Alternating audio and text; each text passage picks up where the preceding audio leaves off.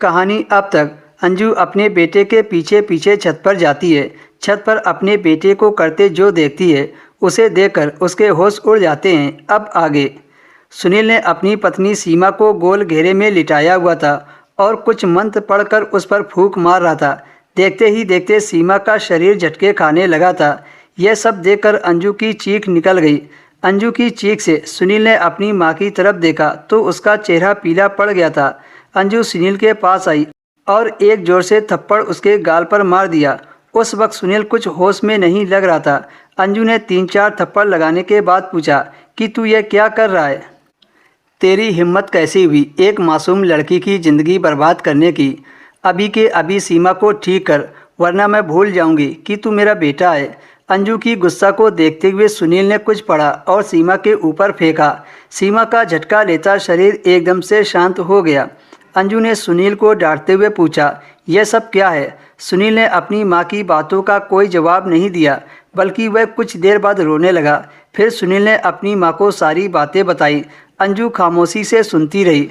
सुनील ने बताया कि मैं सीमा के साथ शादी से पहले ही प्यार करना चाहता था, पर वो मुझसे दूर भागती थी और मुझे ऐसा करने से रोकती थी। एक दिन सीमा ने मुझे धमकाया कि अगर तुमने मेरे साथ ज़बरदस्ती की तो मैं तुम्हारी माँ को सब सच सच बता दूंगी।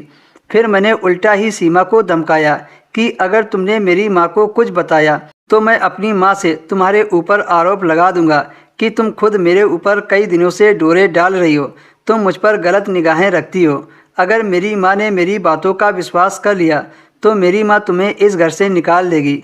मेरी धमकी से सीमा डर गई थी, क्योंकि इस घर के अलावा उसका कोई सहारा नहीं था और वह इस घर को किसी भी कीमत पर छोड़ना नहीं चाहती थी।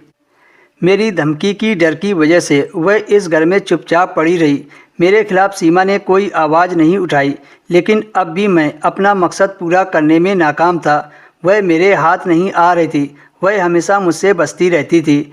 मैंने भी सोच लिया था कि सीमा को हासिल करके ही रहूँगा, और जब तुमने शादी के लिए पूछा तो मैंने तुरंत हाँ कर दी थी। और मैंने यह भी सोच लिया था कि सीमा को हासिल करके उसे छोड़ दूंगा।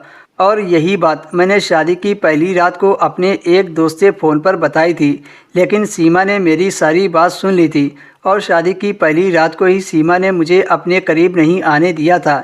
इस बार सीमा ने चालाकी की, मेरी आवाज़ को फ़ोन में रिकॉर्ड कर ली थी। जब मैंने सीमा को धमकाया तो कहने लगी कि अगर मैंने उसके साथ ज़बरदस्ती की तो मैं ये रिकॉर्डिंग तुम्हारी माँ को दिखा दूंगी। इसी बात पर मैं कमज़ोर हो गया था। शादी के इतने महीने बाद भी मैं सीमा को पा नहीं पाया था। सीमा मुझे बहुत समझाने की कोशिश करती कि अब हमारी शादी हो गई है, मेरी खातिर ना सही अपनी माँ की खातिर इस रिश्ते को समझो। लेकिन मुझे सीमा की बातों का कोई असर न पड़ा था। मैंने तो सोच लिया था कि अपने मकसद को पूरा करना है। सीमा दिन ब दिन जिद्दी होती जा रही थी। मैं चाहता तो ज़बरदस्ती हासिल कर सकता था, लेकिन अब मैंने सोच लिया था कि सीमा खुद अपना शरीर मुझे सौंपेगी।